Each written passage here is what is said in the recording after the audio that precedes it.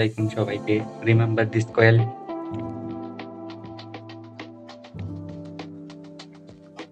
Last ভিডিওতে আমরা এই কয়েলটা দিয়ে অনেক ইন্টারেস্টিং কিছু কাজ করেছিলাম, যেমন ওয়্যারলেস চার্জিং, তারপরে ইন্ডাকশন হিটিং, কিভাবে কয়েক সেকেন্ডের ভিতরে একটা লোহাকে একদম রেড হট পর্যায়ে নেওয়া যায় আরকি।